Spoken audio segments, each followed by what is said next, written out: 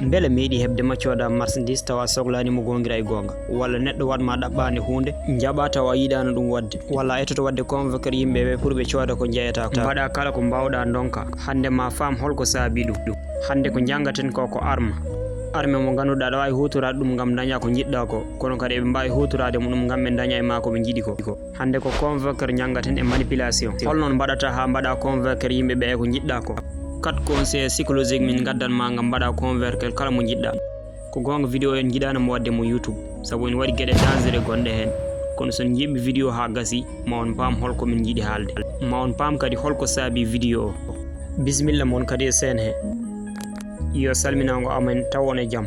hande jangaten ko 4 principe ngam mbaɗa convoquer mo jokkodirɗa e kala ko jiɗɗa principe gadiɗo o ko principe de conscience ɗum woni so gueɗe ɗiɗi gardi e men dokken gotel ngel fayida ɓurɗo mo gonguel jogui o exemple sa woni no jeewo comti neɗɗo ara e place ma yiɗe sodde costine e simis costine oɗa yeeyamo 50 000 simis oɗa yeeyamo 15 000 holon poɗɗa adade holludemo ngam mbaɗamo ko convoquer o sooda ɗiɗi ɗi fof jaabowol ngol 5 secondes félicitations so woni costine o mbiɗa magasin aji mo woɗɗi foof ko noon mbaɗata koko ɓuuri seedde koɓe gaddoto holludemo saabu so neɗɗo soodi costine ha Paris so ari simi ɗo weɓaɗe mum comme soodi costine jarawo 50 000 so ari simis e ma weɓe makko no feewi so woni noon ka baɗɗo contraire kolluɗamo simis o ha Paris simis o ene wawi serde e makko aɗa wawi fundodirde e makko noon ha jeeyamo kono koko saɗi wonata jiiya neɗɗo ko jarta 15 000 ha para jiiɗa ɗum yeeyde ko jarta 50 000 wattu hakkille ñande foof gummoɗa dow paya less ɓuuri webde e gummoɗa less paya dow exemple aɗa yiiɗi suudde 10 kilo gara tan cuuta ɗum ene wawi teddirdema kono so woni ka cuuɗɗo 50 kilo ha paari garɗa tan cuuɗɗa 10 kilo ɗum ene wawi webde e pourtant ko même poids ni kono koko gaɗiɗa suudde ko teddi ko waɗata ɗum différence o société goto immobilier ene hutortono nde fefe koɓe mbaɗi eɓe manno doggol galleji ɗi ɓe jeeyata ɓe pawno ko galleji ɗiɗi ɗe ganduɗa hoorema ɗi jooɗani no feewi te kanƴi ɓuuri serde nde ɓe namdi korité o ko saabi ɗiɗa galleji jooɗani te ɗin ɓuuri serde goɗɗi ɗi o wi ɗin galleji ɗiɗi société o koko soodi tan acciɗɗon wona pour yeyde ɗi client eɓe koɓe mbaɗa ɗum comparé tan e galleji goɗɗi ɗi ɓurɗi ɗi yodde te ɗin ɓuuri webde c'est à dire sa yi galleji ɗiɗi ɗi ne ceeri te ɗi jooɗani gara ha less jiiya galle ɓurɗo yodde te on ɓuuri webde ɗum waɗata ko battini e ma eɗen mbawi rokkirde hen yeruji kewɗi hande sa waɗanoma informé a perti 10 millions ɗi dañoɗa ɗi foof ruttoɓe mbima ko 5 millions pertuɗa wona 10 millions alhamdulillah mbiyata te ko kabaru mo welani kono ka baɗɗo ɗum comparé e kabaru gadiɗo ko ɗum saabi ɗum hoytema pertude 5 millions ɓuuri pertude 10 millions deuxiéme principe o woni principe échange pandiɗen hen ko so neɗɗo waɗanima teddugal anne yiɗa ɗo ruttudemo teddugal ngal so neɗɗo rokkima cadeau anniversaire anne rokkanmo cadeau anniversaire so neɗɗo waɗima invité gongol anne waɗanmo invité yeeyoɓe hewɓe ne kutoro on fannu surtout yeeyoɓe ñamdeɓe gato walla ko nandi hen ɓe mbiyatama ko armet so welani gacca a général sa meeɗi hen tan a soodat hay so welanima saabu sa soodani ɗeɓat wade no kersuɗo ni te mbaɗa dépassement e conseiller tranquille ɓurantama on sentiment ɗum waɗi a réalité so yiiɗa sodde a yiɗata ɗum ñamde haɗani tan e yeeyoɓe ñamde ɓe tan sahaji nata e magasin aji mawɗi ɓe bismoma ɓe dokkuma ndiyam ɓe kalda e ma yahat ni sa sodani magasin ji he a wonta à l'aise on fannu noon ko fannu jaɗɗo yimɓe foof kutorto ɗum sahaji politicien ji ene mbaɗa ɗum so élection ngaji ɗi pandima ɓe jahat yimɓeɓe ɓe kalda e mabɓe ɓe dokka ɓe importance sahani ɓe dokka ɓe kalis pourtant ɓen gotanaɓe hay almuɓe yaltoɓe ene kutoro e on fannu nden ɓe jeltono e ma cakkoɗaɓe ɓe duwanoma joni sa yi ko wayno garage ɓe darto e autoji he ɓe duwano yimɓeɓe ha battinoɓe rokkude ni taw ɓe ganni enoki ɗum ni saabu yahade ha koɓe duwoto ko a ronkat ɗum muñde ko ɗum saabi sa ala ko tottuɗaɓe ni a yiɗata ɓe jottina c'est sûr que on extratégie ene yaaha e mabɓe gando goto européen ene haalano histoire baɗo noon o wiye premiére guerre mondiale he ne waɗi hen soldat goto supérieur makko koko yamirnomo mission goto mission woni o yaha e gasɗe ɗe ɓe gasannoɗe pour o jagga toon soldat goto ennemi mabɓe saabu gasɗe ɗe ɓe gasnoɗe saabi armée Allemagne o wawan yawtude soldat o no yeehi nde koko betti soldat goɗɗo o ene ñama mburu o joguitano ko armée e junggo makko o huuli ha o anda ko waɗata o hokki on e mburu he nde o hokkimo hen soldat allemand o koko turni waɗanimo haydara saabu wadde mo hunde e soldateɓe ɓe o nandi ɓe ɓuranimo jaggude soldat mo ganduɗa waɗanimo teddugal précide échange o kadi ene wawi dawal gongal poɗɗen hutorade mum woni ko mbiyaten concession woni mbaɗa demande ko heewi gusta gara e ko famɗi ko heeɓi kam ɗe balɗe debbo goto jirlotoɗo no yeeya woni yeeyoɓe pormoɓe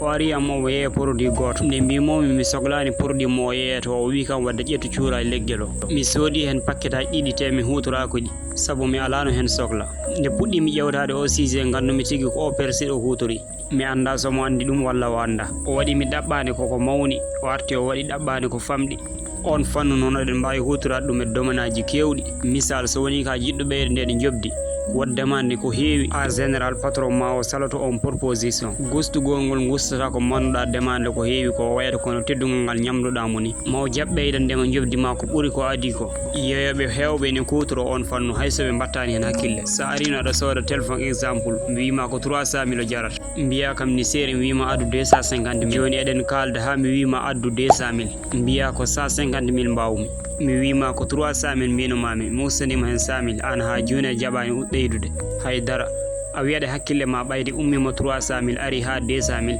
minneni yomi ɓeydu hunde seeɗa so ɗum waɗi mbiya joni wadde waɗanammo 180 en général sa waɗi noon tan ma jeeyowo yeeyamo jippogol ngol o jippingol ummo 300 000 ara ha 200 000 ɗum pusata ma ha mbaɗa 180 hay soko 150 parnuɗo an ko ɗum yeru tan noon troisiéme préciɗo woni preuve social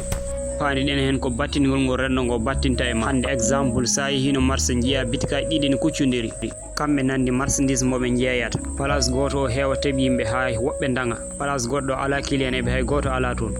automatiquement a jaggat ko oɗa yeeyata ko ɓuuri moƴƴude walla on ɓuuri webde te pourtant en réalité ene wawi wasde waade noon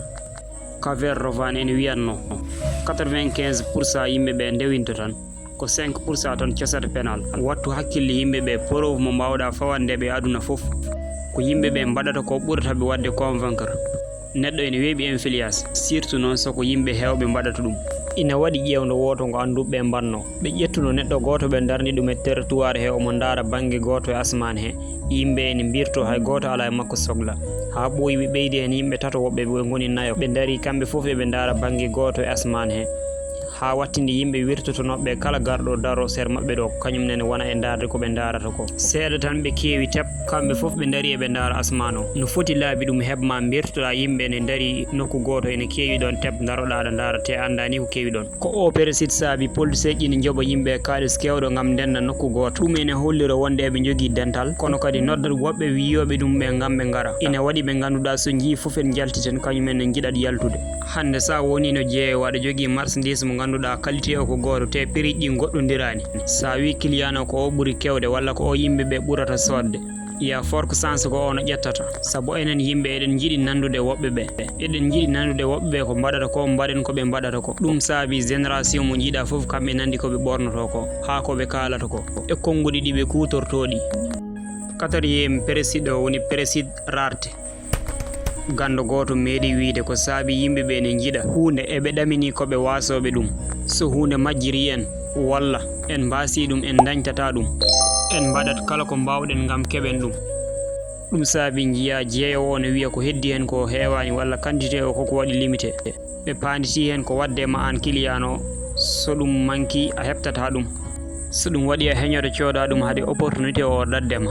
ina wawi wonde gonga ina wawi kadi wasde wonde gonga kala ko wawi hen wonde objectif o kam ko goto ko waddema convaincre produit o koko waɗirata gam ɓe ɓeyda valeur makko e guite ma ina waɗi bitikaji kutortoɗin on fannu client o arani dara marchandise goto o tampa hen ɓe dara produit o haɓe tampa ɓe mbiya mi sikki ko goto heddino hay on mi yeeyi ɗum client o fuɗɗoto wadde désespoir ko noon jeeyowo o ƴeewirta ha ɓooya wiyani heddi pièce goto joni kon client o jaggi ko on pièce goto heddi jarananmo yobde ko seeri gam o sooda ɗum saabu mo andi so acci ɗum ɗon ma goɗɗo sooda ɗum te wonta ɗum heptude pour on expertise yaha noon ko ma produit o waɗa rare ina waɗi société goto pewnowo auto ji ɓe pin subaka tan ɓe jaltini communiqué ɓe mbi modèle auto naggam min gonta ɗum gollade saabi ɗum koɓe jeeyatno e makko ko hewani de communiqué o yaali waɗɓe demande auto koko heewi tep saabi ɗum ko yimɓe ne jaggi soɓe keɓani ɓe gontaɗi heptude lawol gongol principe o ne waɗi lawol gongo kadi ngol o hutorte woni wasde pertude liberté muɗum ina waɗi ƴeewgo hollirgo wonde neɗɗo kala ko kaɗɗa ɗum walla mbaɗɗamo menace e hunde o ɓeydoto yidde nden hunde ɗum noon neɗɗo ne yawa wadde hen développé tuma nde o dañi duuɓi 3 ha duuɓi 4 ƴettu cukalel tottangel pijirloji kewɗi kadamo hen gotel walla ƴetta gotel jawta ngel gueɗel gotel ma wat kala ko wawi haw heɓta ngel ina jarnamo wayde guila subaka ha kikiɗe kono yiɗata hay pijirlowel gotel so wona ngel ɗon mbiɗa sikki enen yimɓe konen ronɓe ɗum e mammen adama nde Allah nanimo aljanna dendagal leɗɗe gonnoɗe toon ɗe foof ko lekki woodi tan o haɗano haɗani o ñaami kin ha Allah jippinimo leydi ko neɗɗo tagira noon kala ko haɗate ene wayno wonko pusatamo hen ni sahaji eɗen mbaɗa erreur communication meɗen eɗen jiiɗa hadde neɗɗo hunde kono no kalirten e makko ni pusatamo ha o yaha o waɗa ɗum hono no yimɓe woɓɓe kaɓirta e nder rendo heni ni façon noɓe kaɓirta ni waɗantaɓe promotion tawa mbattani hakkille encore une fois neɗɗo kala ne waɗi centre liberté makko ko waɗa menace leyɗele kewɗe kuɓɓude walla baɗɗe kiris ko ɗum nawiɓe hen bandiraɓe hande ko ɗo min kaddata e mon e vidéo he mbiɗen ñaago mon mbaɗon abonné mbaɗon cloche notification o mbaɗon partagé ma jokku deuxiéme vidéo ha samedi inchallah.